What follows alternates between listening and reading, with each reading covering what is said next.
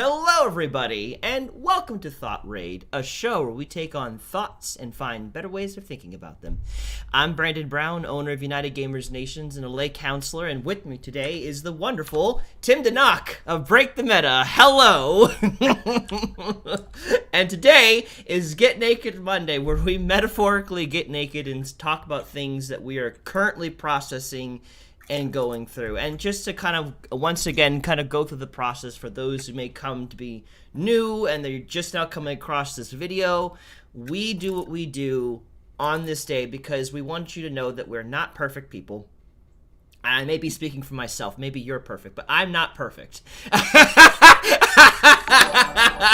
I am an imperfect person with my own set of flaws that I'm working through. And even though I have had 28 years of processing and working through things, there are still things that I'm going through. And that's what I would like to show, is what I'm going through, so that you can feel comfortable being a human being with your own problems and know that just because you're making mistakes doesn't mean that you're instantaneously a terrible person and therefore subject to hell. You know, that's just you're done. Like, no, we all have things that we're going through. And I just want to be open and vulnerable with what I'm going through and what Tim is going through, what all of us are going through, so that way people feel comfortable being who they are in their own skin and have new tools and ways of working through their struggles. So all that being said, today we are going to have another guest with us as well. His name is Deathbane, and you've sometimes heard me just flat out say hello, Death, as if I'm welcoming death. Yeah, he's here. And you will... The Grim Reaper has come. Oh my god! Sorry. Deathbane, what is your real name, actually? I've mentioned it before. Do you neither of you remember? Oh, it's okay. No, you don't have to. You don't have to remember. It's fine. It's fine. Memory is not important in this case. You can just... You don't have to remember. It's fine. I'm still not going to tell you, but you don't have to remember. Exactly. Don't worry, it'll be all over soon. Oh yeah, you can. I live stream on Twitch, play games. You can follow me at twitch.tv/deathbane. Thanks. You gotta plug myself, Otherwise, what even is the point in coming on? I'll take a second so people can see your face. So, today we have... They want more of that. We have Deathbane on as a guest. And this week is specifically Tim's week to kind of talk about certain things that he's been facing. And we also want to have Deathbane kind of join us in on the conversation on these things. So, Tim, can you please open up the door to whatever it is you have on your heart that you want to get this whole kicked off with? Sure. So, I want to talk about something that's been on my mind for the past couple of days. And I don't want to talk specifically, too closely about the situation because I don't want to... break trust that I have with somebody, but I'm just thinking about growth in general. Like, what inspires people towards growth? What exactly is growth? Why is it necessary? Should we pursue it? Is it okay if we don't? Like, we all have those people that we see in our lives that are going someplace. Their lives are getting bigger, not just through finances or whatever. Like, you can tell they're, as people, getting better, right? And that's all like weird language. It's like, what does better actually mean? I guess what I mean by that is healthier. Mm-hmm. And I'm just thinking about like when we're kids, and then when we're adolescents, then young adults, then adults, and then older adults, and then elders, whatever. It seems like you're supposed to have the natural progression is you're supposed to expand your worldview. Get solid there. Expand your worldview, get solid. Expand. And the more you grow, the more perspective you can provide with others. I was hanging out with somebody yesterday who is a life season behind me, and we were talking about relationships, and specifically relationships before marriage, because since I'm married now, I can talk about the dating world since I've been through it. Since I previously did not own a house, and I've gone through the process of getting a house and maintaining it and being responsible for it, I can now talk about that. I can't talk about being married for 50 years outside of just assumption and what I think it's like, because I haven't done it, but I'm just looking at my own lifestyle, and I'm learning in my 30s what I feel like I should have learned in my early 20s. different perspectives. And I'm just thinking about what was the impetus that finally made me take the step to start growing? How did I navigate that? How do you qualify for your own life? Okay, what should this look like right now? Am I a bad person? Am I a dumb person? Am I a piece of crap because I'm not where I should be? Mm. You know, and what prevents us from doing that specifically? Like, why do we get complacent? Why do we get stagnant? It's interesting. And my mind just got completely hung up on one thing that you said, that you are learning things now that you felt like you should have learned in the previous decade. Mm-hmm. And that just kind of hit me because I think we all have specific areas that we're really strong in and maybe ahead of the curve. And then there are areas that we're behind the curve on specifically, that we were like now gonna just now start learning. So like for me, growing up, with two parents that were very active in my life and being comfortable with adults, maturation wise, like I was ahead of the curve for a lot of people my age, going up through middle school and high school. It was a very hard thing to try to make friends, because I just thought more elderly. I guess Mm-hmm. typically, like there was certain things that didn't bother me that a teenager would typically be distraught about. But the downside is socially I lacked. And so now in my late 20s, I'm just now catching up socially and many different things that other people my age would probably are much stronger in. They pick up on cues better, body language better, whatever. They're getting all that, like they've already got that down pat. Mm-hmm. But here I am, I'm just now figuring certain things out, like how do I handle jealousy? Like, it's not something I've really had to deal with before, and now I'm dealing with it. I've had to come through that over the past, couple months. And so it's interesting. I feel like we all have like these areas like, yeah, okay, I'm really good in that. And the other areas like, why have I not dealt with this already? Well, and beyond that, we all have different aspects, because it's not like, when you're making a dinner, you have your main course, and then you have your sides, and the goal, especially if you're in the restaurant world, is for everything to be ready at the same time. And that doesn't happen with people. We think that it should. You get to 25 and you think, okay, I've got my finances figured out. I make a decent amount of money. I've got the house, but I don't know how to do relationships. Oh my God. Also, I want to take a brief moment. Seth War, brother, I miss you. I love you. I think you're amazing. I just felt like I should say that. I really like you and I miss talking to you. See, Seth real quick said 30s is the point where you finally can take a real step into the life you want, not the one you read about as a teen. Yeah, absolutely. So let me throw this up on screen real quick.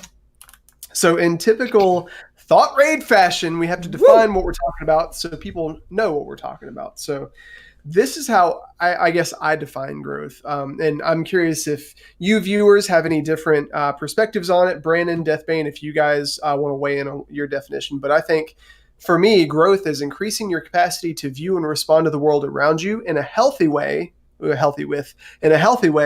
especially with regards to our impact on others. Increasing our capacity to view and respond to the world around us in a healthy way, especially with regards to our impact on others. Capacity to view and respond to the world around us in a healthy way. Okay.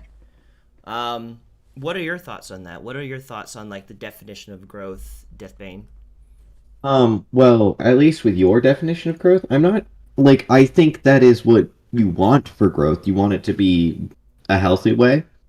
But I feel like in many cases there are people who grow in an unhealthy way where they like look at the world around them and they're like, this is how it's supposed to be, but it's unhealthy to view it that way, right? Like, oh, we should just kill all of these people, and that's a very unhealthy way of looking at things because it's like, but it's seen as growth for them. They're like, oh, I'm learning.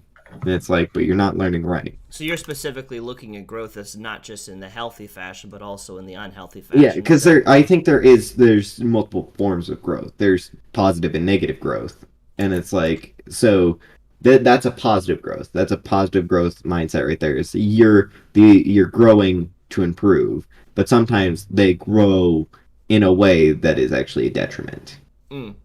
Because it's like, I feel like it's kind of similar to like you have different types of plants, and you've got the one sun, and depending on where the sun hits them, it depends on the direction that they grow. But if they're put in a weird place, they'll just, like, you could see plants, like if you have a plant indoors and you have a window over here, that sucker is going to grow like horizontally out this way towards the window, which I wouldn't really consider to be natural or good growth, because if they grow too far out that way, the whole pot can tip over, and then the next thing you know, you're in an issue. That's interesting. Deathbane, you bring up a good point, because I'm just thinking about growth from the perspective of it being good. But my wife and I have been watching. I think the show is called The 1,000-Pound Sisters. Mm-hmm. Do you guys know that show? It's one sister. It's a show about two sisters. One's 600 pounds, the other's 400 pounds. And it just talks about their daily life and their growth to whatever. But I'm just thinking about that, and like the stuff they would eat. Like, you can put a lot of bad stuff in your body. Like, there's this friend that we have that made the commentary, man, I just want to get healthy. I'm sick of being overweight. And then that entire day, they showed up to the engagement that they had with us, eating a Bojangles biscuit for lunch when we were hanging out with them. They had grilled cheese, a hamburger, and a hot dog with a Pepsi. And then on the way home, they stopped by a bakery and was like, oh, I just want to pick up something. They got three pastries with like cream cheese and stuff in a bakery. And all of this stuff was going in, and they were definitely growing, but not in a good way. Not in a good way. Yeah, but you, like, going back to your plant example, you also have different plants that grow. You have, like, vegetables, which are, we benefit from them, and weeds, which just kill other plants. So it's like there's positive and negative things that can grow. It's like sometimes you're having detrimental growth where they're growing in a way that's not helpful to their survival, such as they're bending out of the pot and they're going to cause, in the end, themselves to die. Or you have growth in a way of it's something negative growing, where it's like you're starting with something bad and it's growing, it growing is not good. Yeah, it makes me think specifically why the Bible specifically talks about pruning, because that's God's way of cutting out unhealthy growth out of our life that we think we need and we think is a good thing, but it's just all bad and needs to go. And so he'll chop off a whole like unhealthy part of ourselves that is causing damage to the rest of the good. But yeah, because there's a lot of scripture verses in the Bible that specifically talks about us as either clay that's being molded or a plant that's being rooted by a river. By a water. One whole water. And so that's just interesting. So yeah. So I guess for me, Tim, when it comes to growth, I think it's this. I could see what Deathbane's saying. Like the optimal growth is that we grow in a way that increases our capacity to respond to the world healthy, where we are able to see what's happening and not get sucked up into it. So like, for instance, like, I have a person who is, persecuting me. They're saying terrible things about me. They're going around doing whatever. And instead of me getting sucked into that, I have the fortitude to know that what they're saying about me has nothing to do with me, and that they're hurting, and that I can pray for them, and I can love them, and I can set boundaries with them, and prevent them from doing any further harm, but at the same time not becoming resentful and trying to get revenge. Because I think we talked about that a couple of days ago. But, at the same time, I could be growing the sense of like, there's that negative aspect of where it's just like, I have now grown a muscle that every time I feel stressed, I'm going to smoke a cigarette, for instance. Or like if I feel angry or something or whatever, I'll go to that for that comfort, which is, I've created a habit, a pattern, but it's not a good one. It's definitely not good for my health. Or if I'm feeling anxious, I'll eat. Another example of bad growth. I've definitely I didn't come out the womb eating every time I felt anxious, but now I am, so I think it's an interesting way to look at it in a balanced way. I think with some of those things though, like you're talking about how you don't eat when you're stressed right away when you come out of the womb.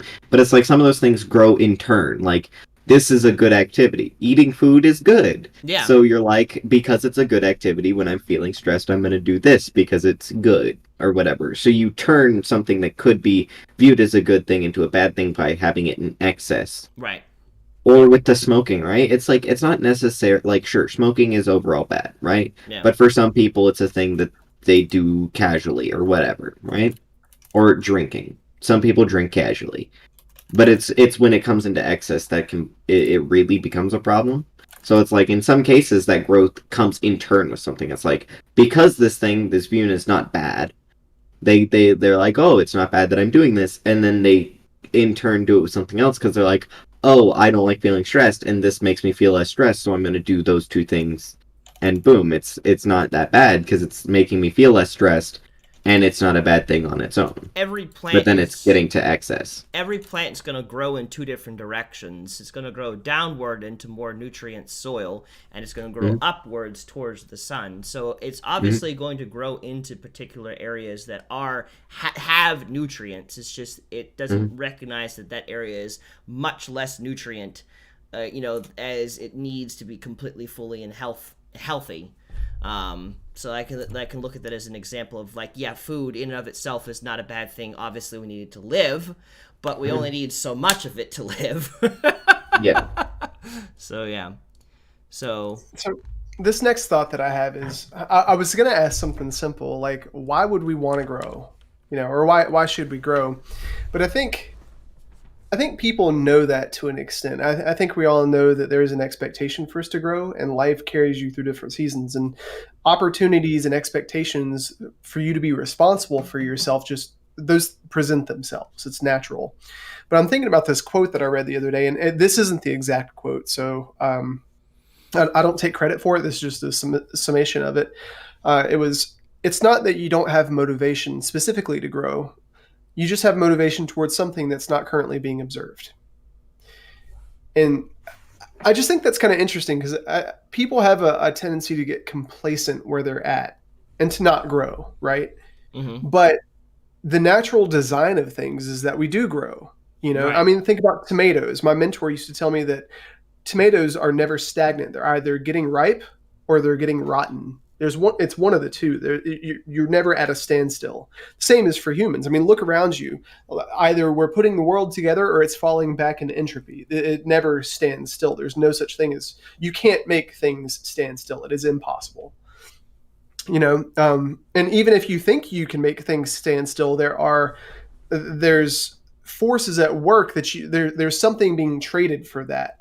Like for me to hold this cup up in place, it's not just standing motionless in place. I'm expending calories and stuff, lifting it up. There's always an exchange. But, specifically regarding growth, why do you guys think it is that sometimes the direction we need to grow is not the direction that we choose to grow? Why is it that, little Timmy he's not motivated to do his homework. Well, it's not, or he lacks motivation. No, he has motivation. Look at how many hours he spends playing Final Fantasy 11. He has motivation. He does stuff. He goes without sleep. He pushes himself. He thinks. He gets on Wikipedia and looks things up pertinent to what he's motivated towards. He's just not motivated towards this thing, right?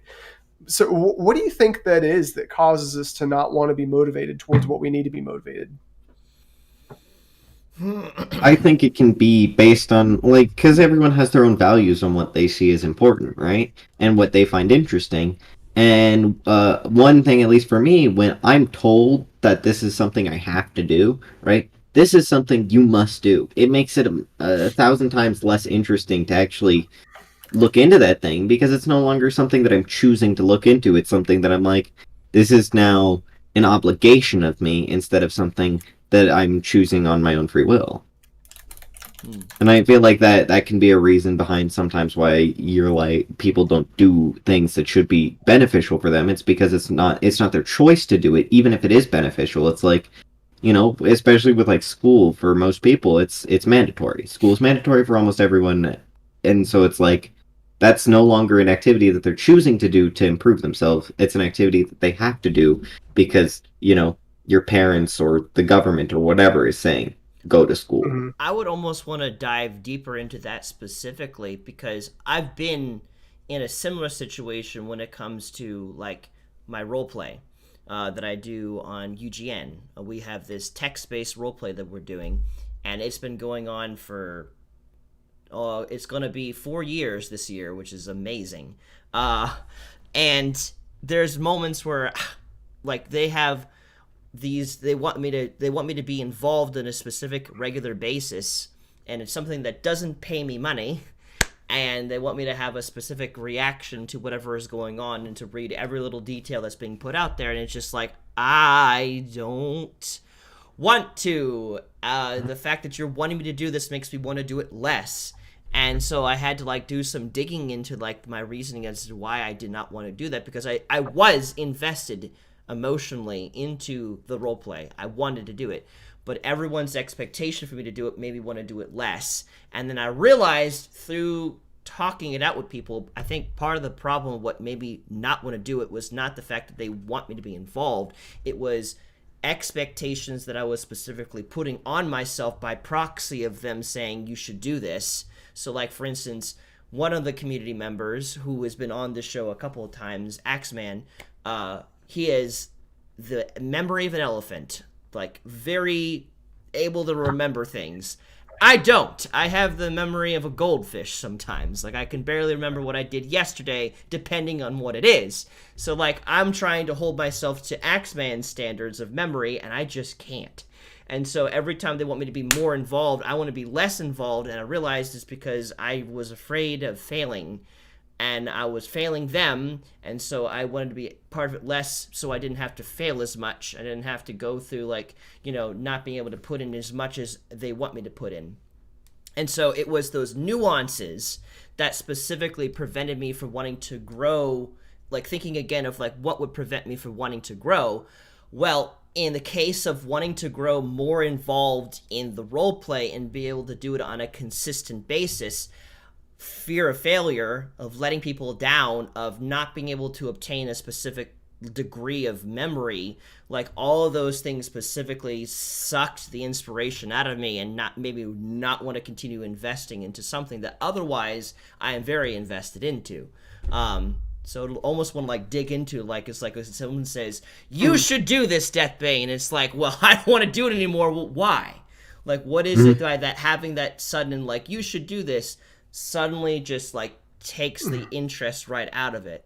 Not having choice in something really makes it less. It's like having choice to do something makes it more enjoyable because it's not, oh, it's not my choice. It's like, I chose to do this. So even if it's something that's not necessarily enjoyable, it was my choice to do it.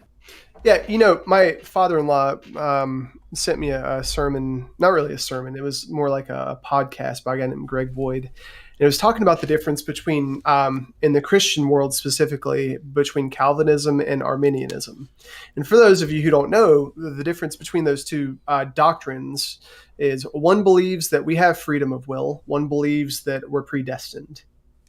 And, I think a lot of people get caught up, especially when it comes to Christianity, thinking that, well, I'm not really thinking this specifically, but just trying to rationalize, well, we have free will, but in order for us to be a Christian, quote unquote, we have to live by these rules and standards, which takes away our freedom of choice because they think that the circumstance comes before the value.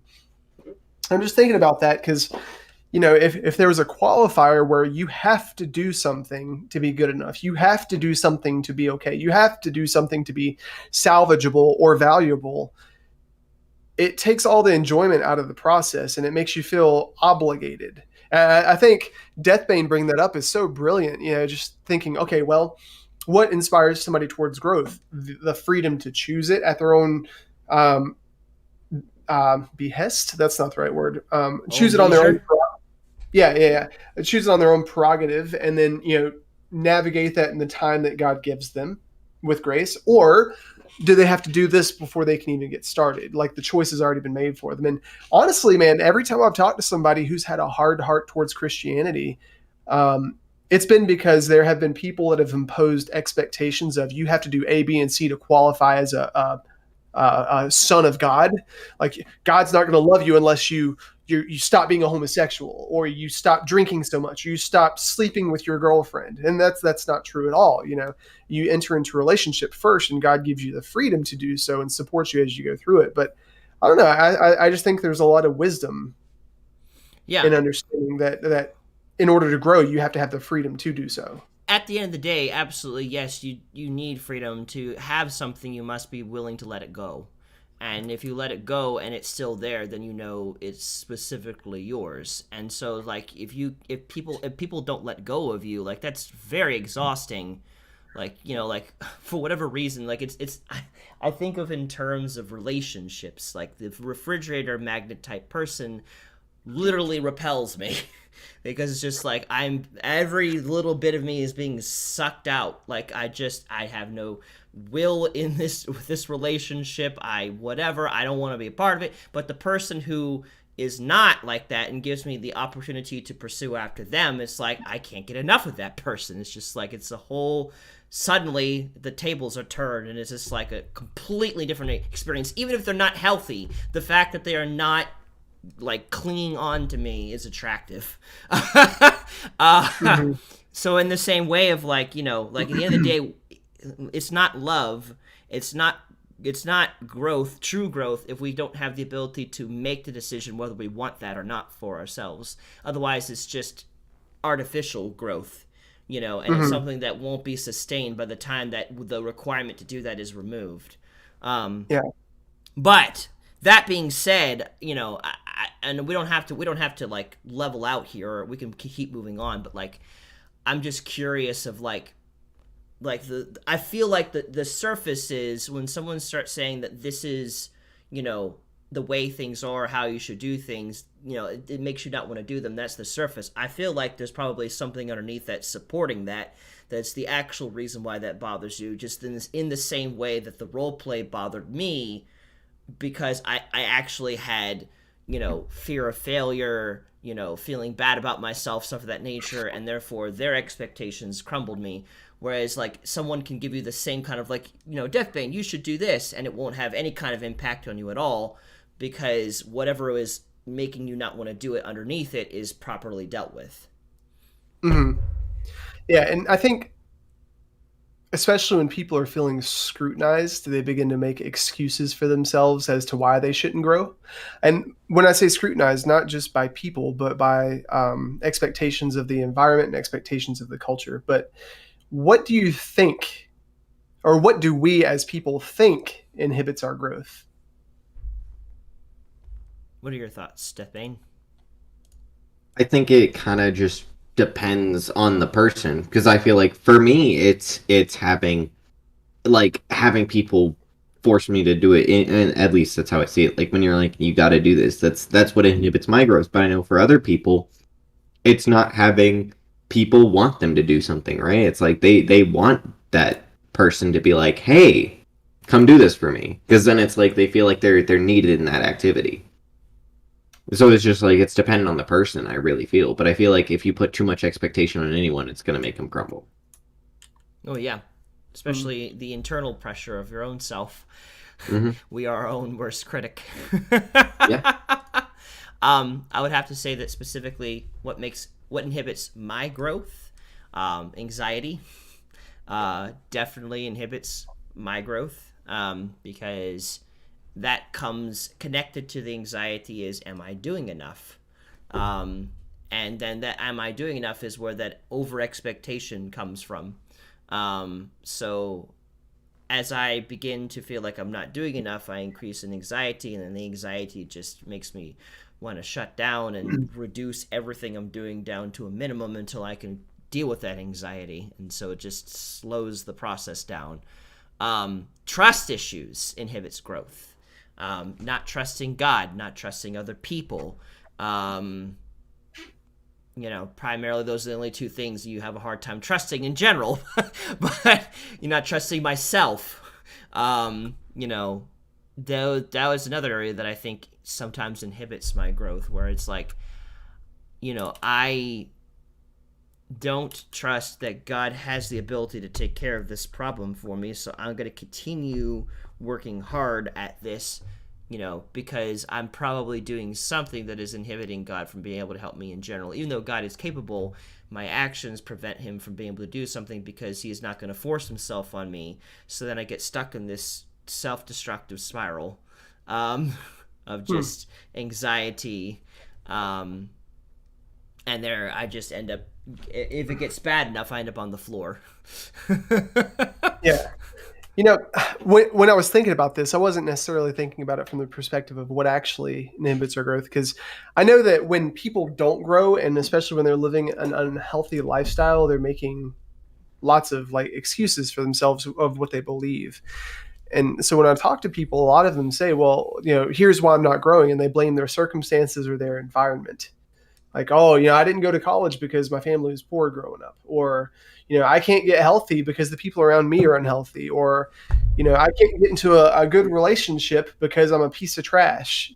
They think that where they're at and what's going on in their lives dictates where they can be. And there's a lot of blame that goes on. There's a lot of, they say, well, it's this person's fault or it's this thing's fault. It's everybody's fault but their own. And even the devil's fault. People will blame the devil for things that the devil is not actually involved in. Yeah, that's true. That's true, because nobody likes to receive the brunt of No, it's my fault. The consequences of their responsibility. No, it's my fault. I accept it. But let me throw these up here real quick. Ooh. Oh, throw what? Mm-hmm. Here we go. So this is what I came up with when I was thinking about what actually inhibits our growth. Making excuses for ourselves or insecurities. Pride inhibits our growth. Complacency, limited perspective. And I want to talk about this one for a second. The idea of being a big fish in a little pond. I don't see my name on that list. Oh, well, if you go to the chat, it's actually at the very top. I got you. Okay, so I'm the biggest problem. Wow. Yeah. Okay, so big fish in a little pond. I know that I've been in places where I was a little bit too big for my britches. I thought that I had it all figured out. I thought that I had everything that I needed. I remember I was in Amway, and I'd gone to so many seminars and I had read so many books, and, I had education in these areas. I've heard different people speak. I've tried, I've tested. I've got some notoriety in different areas. I got it figured out. I remember one time I went to Barnes & Noble and I was scouting for people, and I saw this guy in the business section. He was an older gentleman. I'd imagine he's in his 40s. I had on a suit, and he was looking up. He was reading a book on business something. I don't know. But as I was talking to him, as a 22-year-old, was trying to give him advice on, well, here's how you live life, man. Here's how you figure it out. Here's what you do for business, because I've been taught this. Here's what you should do. I didn't even qualify. Well, what have you been through? I just made an assumption that I had it all figured out. And from my limited perspective, I had, because I lived at home with my parents. I was working a retail job. Not that retail jobs are bad, but it definitely wasn't like management or anything back then. It was just, I was working something entry level. But because I thought that I had my hands on something great, and because what I was doing, I was actually really good at, and I was successful, I thought to myself, well, I got this life thing figured out. So, from my perspective, I didn't need to grow. I didn't need anything else. I was on the right track already. I felt like all my bases were covered. So in my little fishbowl, I was the biggest fish, And I think we can get stuck in that because it's really safe. The word complacency is up there. We get complacent when we don't feel that push to grow, because, man, when you're the biggest fish, you don't feel like you're going to get eaten by another fish. You've already settled in. It's comfy. It's super comfy. And when you have smaller fish that are around you and that's all you have, nothing really challenges your perspective, because you never leave your comfort zone. When you're always in your comfort zone, you can't grow. Growth is outside of your comfort zone. And that's also why it's easy to make excuses. It's good to, or easy to play into insecurities, because there's a lot of confirmation bias in those bubbles, because the only people that are around you are either people that are afraid of you or people that are looking up to you. Mm. You know, and then that's how you become prideful, because you think that you're bigger than you actually are. Yeah. But like, what do you guys think about that? I was gonna say, but there's also lakes, and then there are also oceans, and they have significantly bigger fish the farther out you go. Wow, I get it. You're both the big fish. I get it. I'm tiny. I'm a tiny little man. They're gonna make fun of me. But I mean, like, periodically, though, like, you know, we have to occasionally move out of the little area that we're in and recognize that there are bigger bodies of water and larger fish, and we have to grow in that situation and be willing to move from point A to point B, because it's obviously, there'll probably come times where there'll be a flood that will make our little pool of water swell enough that we can move out of it, and that can carry us into a new area of life and realize, oh, hello. But like, I mean, it's so important to have humility in order to grow, because if you think you have it all together, you're not going to be open to anything to help you grow. Like, you've arrived. You are now trying to, like, write your book on the 12 reasons of how to succeed, you know, whatever mindsets to be a successful person. And, you know, it's a premature act. You know, it's just like, you know, there's not enough, like you're talking about, like you had all that knowledge that you had gotten from being a part of Amway while still living with your parents and having a job at GameStop, you know, at the entry level. And it's just like, you know, a person who has been in the larger lake or the ocean itself will automatically recognize that you are a small pond fish.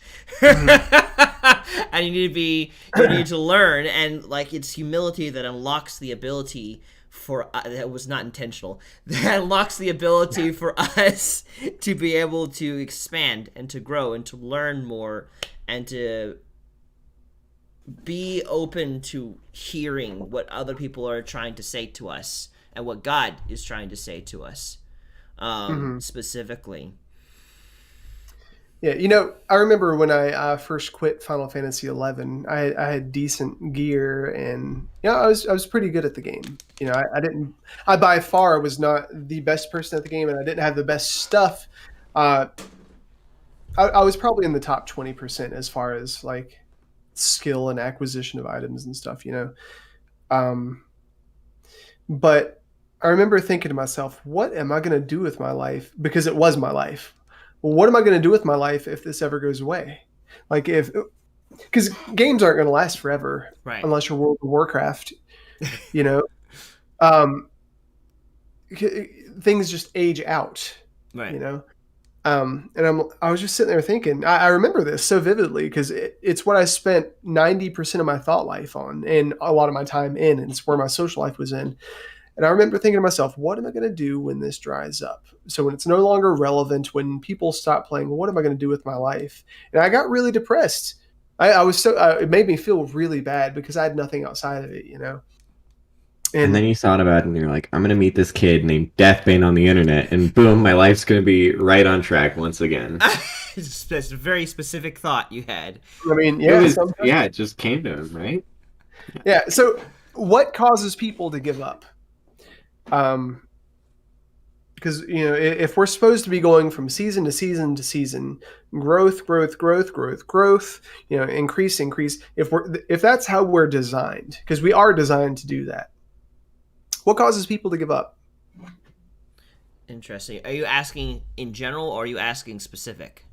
Well, specifically when it comes to moving on or growing or going to the next level. But what I mean is, are you asking like what would cause Brandon Brown to give up?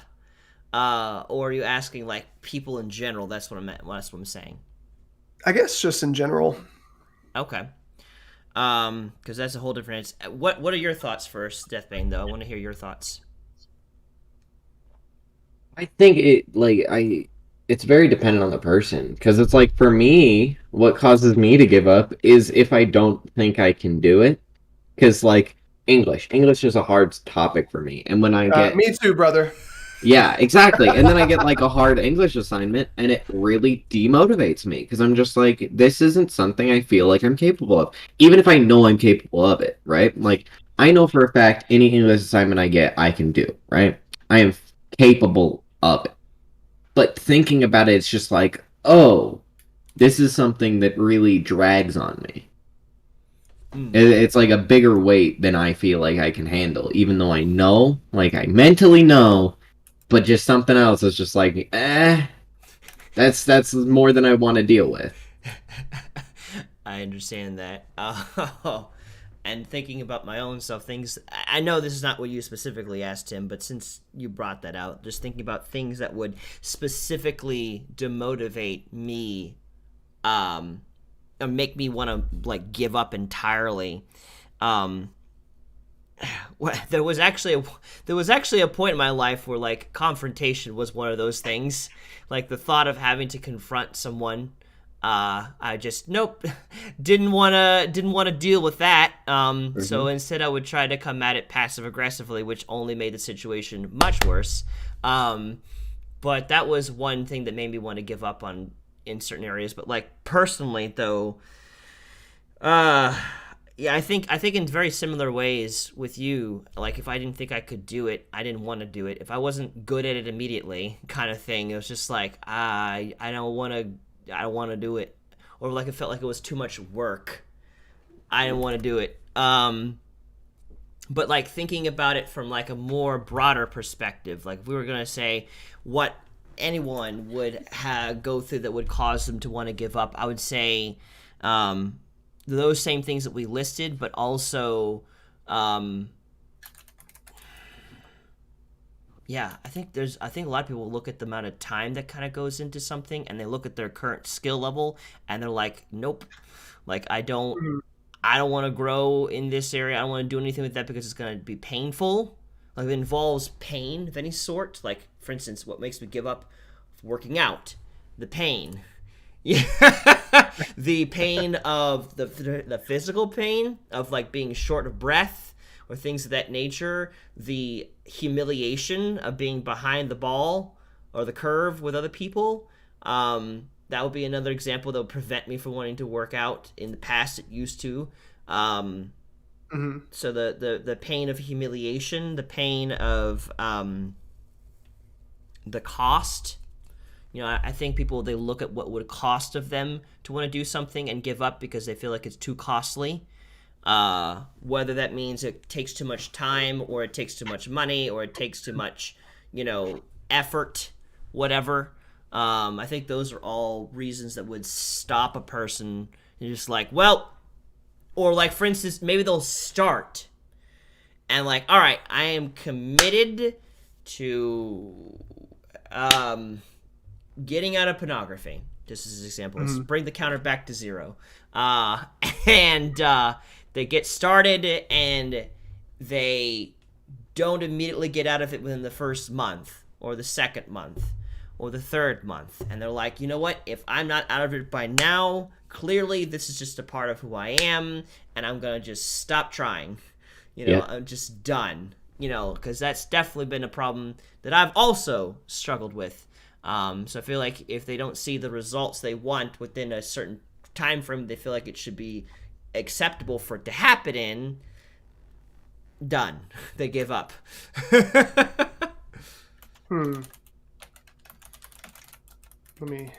Realistic expectations. Okay, so here's what I think. Why do people give up? They don't believe that they are valuable. They don't believe that other people are valuable. They don't believe that the result has a value, and then they have unrealistic expectations. And the more I talk to people, I coach people, I get coached by people, the more I like watch people's stories and testimonials about whatever, the more I come to understand that our purpose in life has something to do with other people.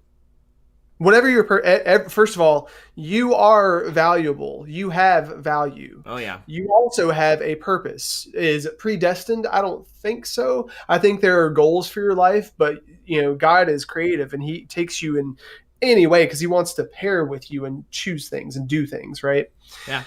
But your life does have a purpose. That's why you have different skill sets. That's why you have different proficiencies. That's why you have different talents from me. Real quick, fast thought. This just now hit me. I gotta put it out there. You're talking about, like you were saying, I don't feel like God has predestined things, what you're supposed to be doing, and I kind of agree with that. Because I was thinking about it, I just connected with Adam in the garden. Like, God created the earth, he created the animals, he did not give them names. He partnered with Adam with what he wanted to name the animals and gave him the opinion, the both the authority, the right to do it, and the freedom to choose what each of those animals would be specifically named. And there was nothing that said God premeditated what Adam would have them be called. Like, there was none of that. And then you can see throughout the Bible, once those suckers were named, that's just what was used for that whole time on.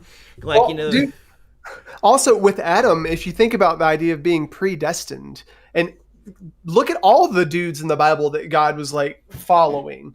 If Adam was predestined to govern the earth and he didn't have the freedom of choice, why would God have planned everything if Adam was going to eat the apple or Eve was going to eat the apple anyways? Why would he have elevated King David to his position if he knew that King David was going to lust after Bathsheba, get her husband killed, and take her as a wife? How would he know that like Saul would do all the crappy stuff that he did? Like, he knew that, right? But he gave people the choice. And every single time somebody rose up and had favor with God, he said, I will bless your household as long as you keep my commandments, right? He didn't say, I will bless your household because I predestined you and I've already chosen that you're going to do this. He said, no, I will bless your household because, if you do this. There was always that if. Right. And every time somebody let God down, he creatively took a different path, which is kind of interesting. But, going back to the reasons I believe that people don't give up, they don't believe that they are valuable, which kind of Deathbane, goes with your process. You don't think that you can, you don't think you have the stuff. You don't think you're good enough. You don't think that you're qualified. And there's so many times in my life where I have not taken growth because, as you said earlier, Brandon, I had insecurities. There were all these doubts that I had about myself, anxiety, and it's paralyzing, because I don't think that the person I am matches who I need to be to accomplish this thing. That they don't match up. I don't think that this big thing is something that little Tim can accomplish. And also, I don't have, when I don't grow, I don't think that others are valuable. I don't think that other people are worth it. I don't believe in others. Why would I want to impact the world if I just had a really poor worldview of other people? If I thought you, Brandon, or you, Deathbane, were just losers, I didn't think that you would do anything good with, whatever. It's like, well, you're not worth my time, And I've had people that have viewed me that way. I have viewed people that way. Back in Amway, I thought, okay, well, if you don't want to do business with me, if you don't want to come and be part of my team, you know what? To heck with you. You're not worth my time. You're below me. I'm going somewhere. I'm going to be part of the 2%. You're choosing not to be. So, you know what? I don't want to associate with you. That's honestly a thought that I have. They don't believe the result has value. It's like, let's say that you're talking to somebody, and I was hanging out with this dude yesterday, and he was talking about hanging out with a homeless guy. It's like, why would you hang out with a homeless person if you knew they were going to continue choosing bad, right? Why would you bless them? Why would you give them food? Why would you stop and talk to them? Why would you stop and ask them about their life if you don't think that what you're going to do with them has any value, right? If you thought, okay, well, I'm going to give them $40, what if you thought, okay, they're just going to spend that $40 on drugs, right? Is that the value of the process to begin with? And then, real unrealistic expectations. I think you have to have smart expectations for yourself. Kind of like in the dating world, don't go after a 10 if you're a 4. I mean, when it comes to Hollywood, absolutely, because that always happens. But I think that's the perspective thing. You have to realize that everybody is a six. Everybody, I don't care what you think. Everybody's a six. Nobody has it all together. But we have these unrealistic expectations for ourselves to be the hottest, to have the most money, to have the most stable mental capacities, to be the most loving, to have the best trajectory for our life. And when reality hits us that we're all falling short of that, we start to believe, oh, well, I don't have value. It's cyclical, But what do you think about that, Brandon, before I move on? I just, yeah, you're talking about realistic expectations or having unrealistic expectations and not just kind of shooting down any kind of desire for growth. I mean, that was the whole issue that I had when it came to the you're a dime. Thank you, Cody. You're a dime. That's the whole thing that kind of came down to specifically with the role play, like I was talking about. Like, I had unrealistic expectations on myself set, and it wasn't even that specifically Axeman was putting those expectations on me. Like, he wasn't expecting me to be him, but I was kind of expecting that, like, what's wrong with my memory, I should be at his level, and I'm not. I just not. And so, once I was able to remove those unrealistic expectations, it became a lot easier to be involved in the role play that we were doing than it was before I was doing something of that nature. So yes, having, like, at that very end there, like, talking about expectations, they've got to be realistic. Otherwise, you're just going to keep failing. And the more you fail, the less you want to do something. You may be able to push through the first and second and third failure, but after the fourth and fifth time of doing that, and you're still unable to achieve because you've set standards that are beyond what you're actually capable of, you're done. It's not going to be able to, unless you're an absolute stubborn maniac,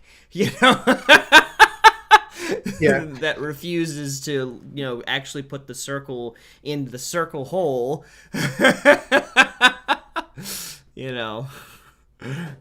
I was totally going to say it, Brandon. Stop! No! That was not at all what I was trying to do. No! Okay, moving on. We only have about 8 more minutes. I got 3 things I want to cover real quick. So I guess, like, whatever 8 divided by 3 is, 2.5, something like that. So do you think life makes decisions of growth for us? It does if you don't actively make decisions yourself. Like, if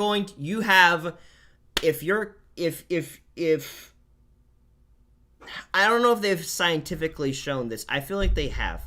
But we're 3-part beings. We got a body that wants to live, essentially, and it wants the fastest way to live.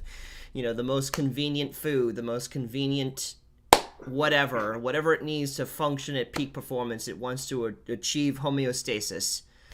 Then you got your brain, your mind, the thing that rationalizes through stuff and is the kind of the divide between, that body part of you that just wants whatever it can get to satisfy itself. And then your third part, which is the spirit, which wants whatever is good, right? They call it in science, in psychology, it's the id, the ego, and the superego. So I know that is a thing, at least psychology-wise. And so if you don't make the decisions for yourself, then you're going to naturally default to whatever is easiest and most convenient, because the body is here and now, and it wants what it wants to obtain that homeostasis. So it's going to want to, you got a headache, it wants the fastest way to get rid of that headache. You want, you're feeling the slightest bit anxious, what's the easiest, most quickest way to accomplish that? See you, Austin. Hey, Austin. Or hello, or see you. I'm not quite sure if that's a hello or goodbye. But hello, and also goodbye if you are leaving. But, it's going to go for the natural, quickest way possible to get back to homeostasis.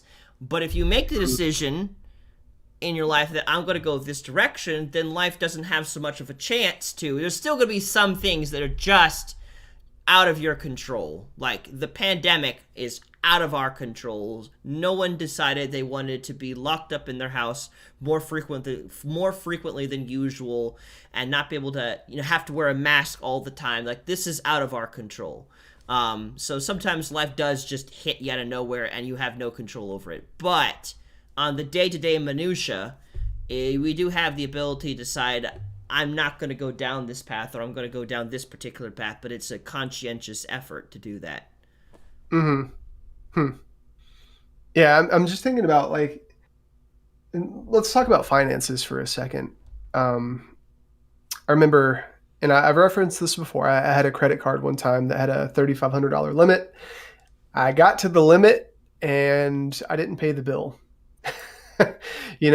And because I wasn't willing to grow in my finances and plan my life out to be financially stable, that didn't mean that my creditors were going to say, oh, well, Tim's just going through stuff. He's got to figure it out. We're just going to put a pause on this. No, they kept charging me the whatever amount interest that the credit card had. And, a couple months went by, and then my debt grew and grew and grew because I wasn't doing anything to fix it. And if you take that concept, you can transpose that on any area of somebody's life as they're moving forward without addressing their responsibilities. But the key there is addressing their responsibilities. Yeah. Because there's a lot of stuff in this house that I'm responsible for. And if you have a home and you haven't changed your air filter in over a year, well, guess what?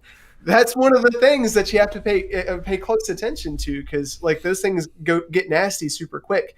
Austin said, one thing I've learned that can prevent growth is loyalty, especially with politics. Absolutely. Yeah, that narrow perspective, But wait, are you saying specifically that loyalty prevents the growth, or not having loyalty prevents the growth? That's what I'm curious about. I think what he means is idolatry to a degree, because when you're so loyal that you forget, you overlook the facts and reason and truth because you're loyal to this. It's kind of like when King Nebuchadnezzar was like, I want you all to bow to me instead of God. It's like, yeah, you're my king and all, but there's a king above you, and I acknowledge that truth instead of you. Right, but there is a form of loyalty that is necessary for growth too. Like it's you don't want to be blindly loyal, that you are ignoring faults and mistakes that are happening. But at the same time, if you're never loyal to something, that's very unstable, and there's no stability to grow upon. Like, loyalty in and of itself is an important factor of growth. It's just, it does not need to be blind loyalty, because we live in an imperfect world. Yeah. I think that's a really good perspective, Austin. Thank you for bringing that up. What's the first step towards growth? So if somebody was in a place, Brandon and Deathbane, where they just were stuck, right? They're stuck. They don't like their life. They identify, I'm complacent.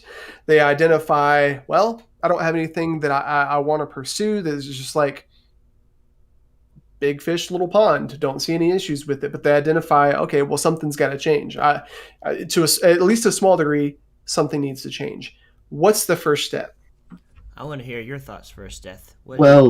You're mentioning that they recognize they have the problem, that they need something to change. That's the first step right there. It's just recognizing you need a change. And even if you don't start changing at first, like knowing that you need the change, even just thinking about it over time. Sure, maybe not right now, you're not going to change exactly right now, but soon enough you'll go and make a change there. You're going to think through it, and you're going to be like, oh yeah, I that's a thing that's still going, that I recognize that I need to change. And it's hard to change things. So it's like, things need to happen slower than sometimes people want them to. Sometimes they're like, this needs to be done right now.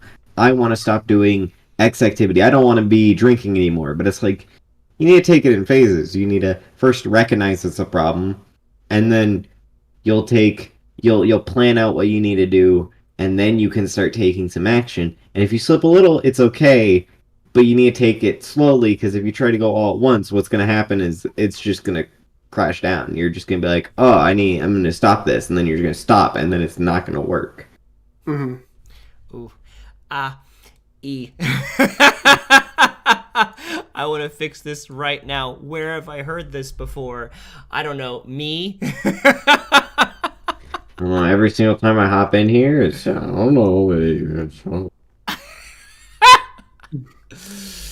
Uh, um, But it's like recognize what the problem is, and then take it in steps. yeah, Mhm. Like, because if you take it in small little steps, it's going to be a lot easier to approach and deal with than if you try and jump leaps and bounds. And sure, your progress is going to be like, look at how far I've come, and it's like, well, you took 2 baby steps, but it's like, yeah, but I moved. That's the big thing.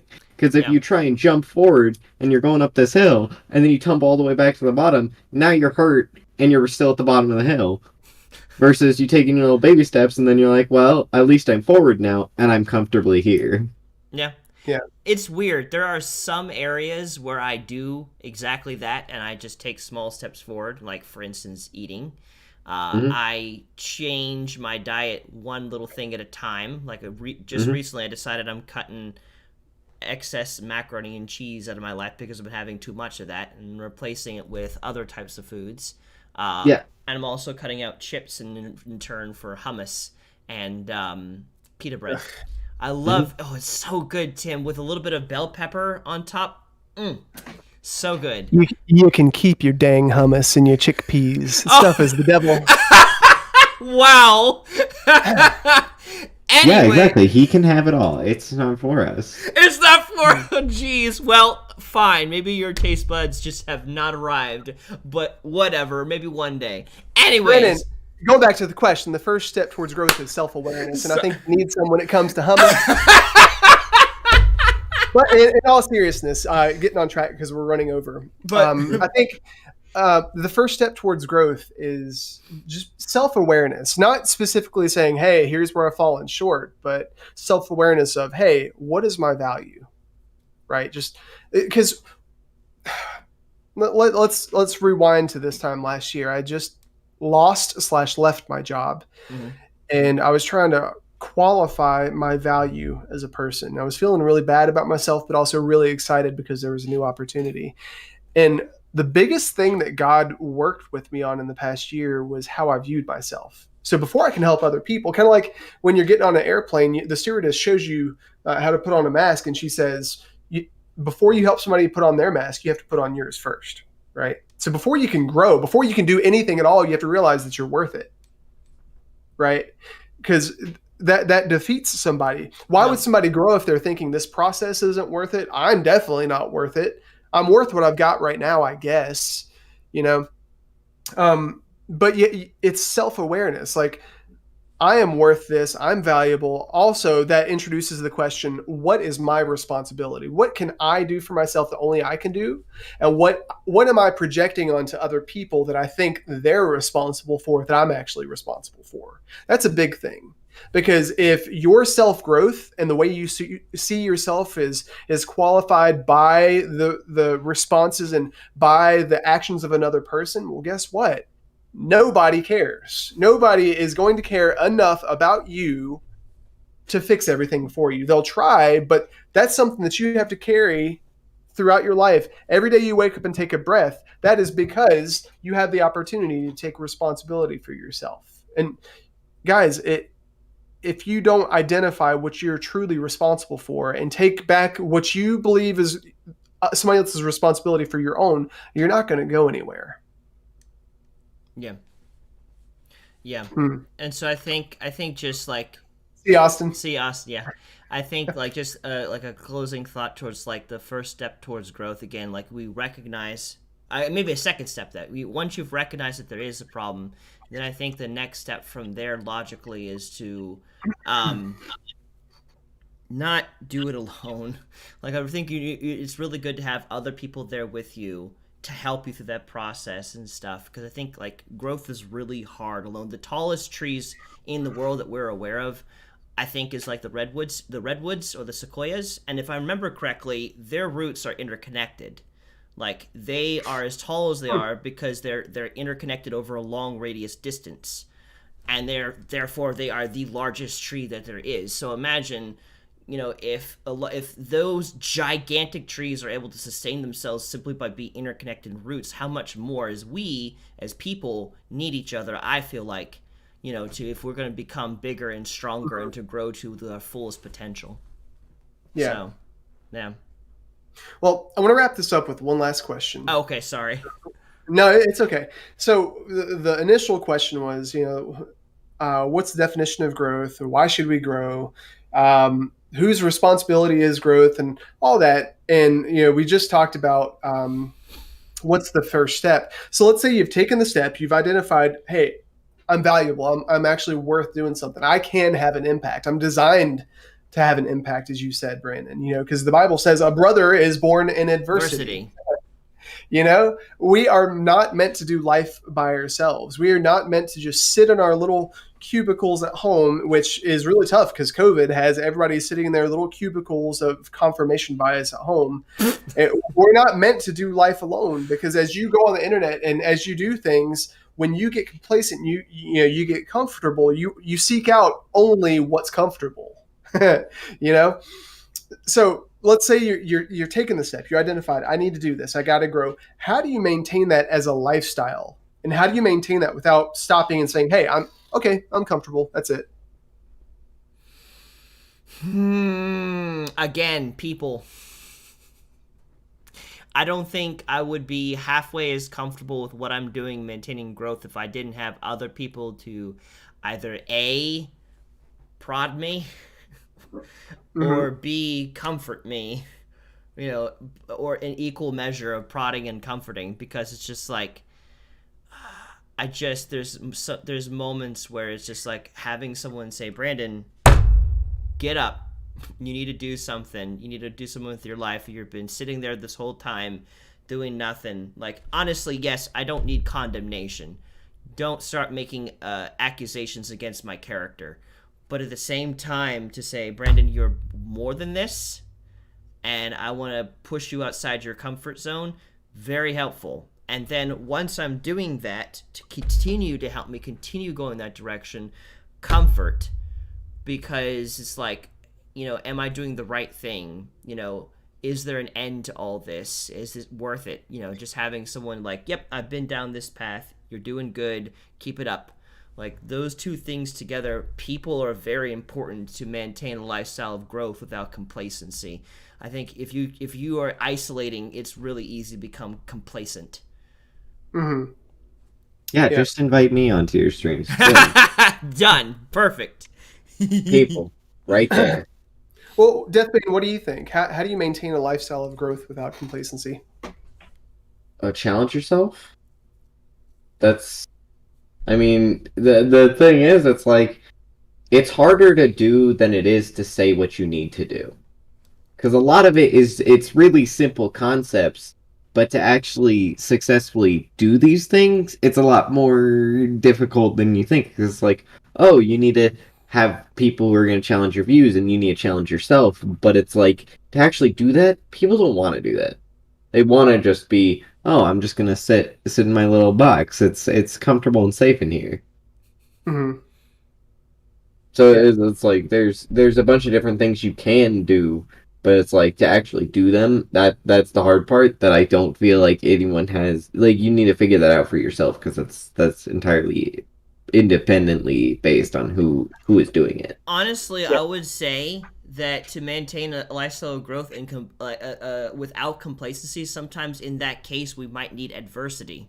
Honestly, without adversity, there would be no growth, because there'd be no reason for growth, because everything just keeps working in our perfect little bubble.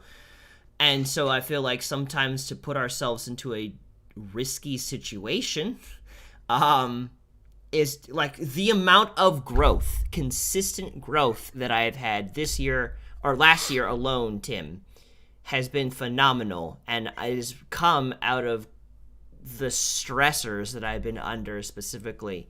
It just kind of it made a necessity for growth in many different areas that other years combined never had to. So it's like, I guess sometimes there might need to be a catalyst to even get that all started in the first place. Of like, if you're living in a completely perfect bubble where there are no needs to be met, then there is no real need for growth until suddenly there's a need. I'm thinking about Winston Churchill.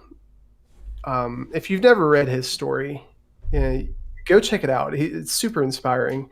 So I'm going to set the tone for this. Basically, it's right before all the stuff with Germany, World War II, and Hitler was rising to power, and then crazy stuff was going on. Winston Churchill was a guy that the public didn't vote on prior, but when there was a need, there was a real need for solid leadership and a man to stand up and say, "Hey, let's do this." He stood up and he was like, "Hey, okay, so let's identify what the problem is. We're going to do this. We can do this." He had a belief. He set vision, and I think that's where we come alive.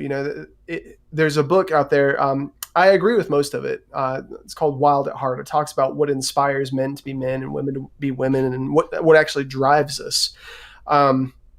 It made me think a lot about Braveheart with William Wallace. Like, what inspired William Wallace to be such a bad dude? Like, he took his sword up and he risked everything for his country. He led armies, and he looked into the eyes of his oppressors, and he said, "You know what? I'm not going to surrender my virtues. I'm not going to surrender who I am and what I want to do just because you're going to kill me." And at the end, he was martyred. They gutted him and they quartered him and everything, and he died a martyr.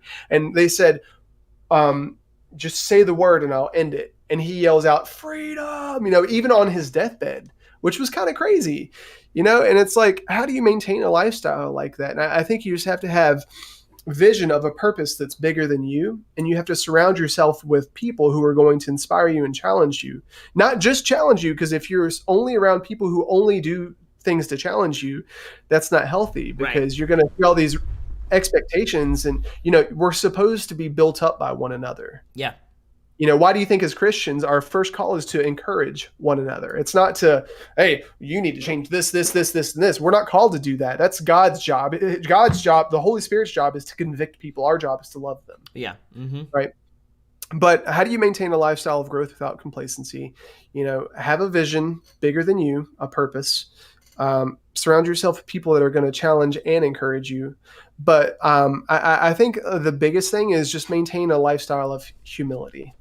Always go through life with open hands, saying, "No, actually, there's a Bible verse that God keeps talking to me about where it says, and I think it's in Proverbs, something along the lines of, man gains wisdom when he acknowledges that he has none." It makes at least that makes me think about the Greek statement. I forgot which of the Greeks said this. I just remember that they were a philosopher in which they said, "I of all the Greeks am the wisest, because I of all the Greeks know that I know nothing." Yeah. And the people that I look up to the most, that cast the most vision, that I think in my eyes have the most leadership potential, are the ones that don't go around touting what they've done and who they are. They don't keep a record of all the things they've done right and boast about it. Because even in Corinthians, it says we're not supposed to be boastful. You can't love people and be boastful. You can't love people and be arrogant. You can't love people and just focus on what they're doing wrong. Right. But going through life realizing, hey, I'm no better than you. I'm just figuring stuff out. I wrote a blog post recently about miracles, and miracles don't come before Jesus. They come in the wake of Jesus. Yes. Miracles aren't the goal anyways. They just happen. They happen, yeah. Right? And if you're going around chasing miracles, if you're going around chasing the results, you're missing the boat completely. You're missing the whole concept. I think maintaining a lifestyle of growth is about the process. It's not about the result. You're supposed to be going towards the result, but Jesus isn't even focused on the result. The gospel is not about getting into heaven. Everybody that says you need Jesus so you can get into heaven completely misses the point. Right. It's right now, present, perfect. Greg Boyd, go read it. It's about being present right now. Who am I? I am valuable. Am I loved? Yes. Do I have the capacity to love? Yes. What am I supposed to do with the gifts I've been given? Go forward into the unknown. And what do you do if you fail? You have to realize that, well, you got to be humble, and you have to grow just as much as the other person has to grow. Don't look at the speck in your brother's eye when you got a log in your own eye. You got to relax. Yep. I love it. Yeah. But DB, you have any closing thoughts? Nope.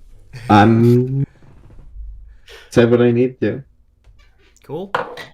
That that tells me that we did a good job, because I know we've had a couple of times where you've been on and we said something, you had like closing thoughts like, wait, it needs to be more balanced than it was.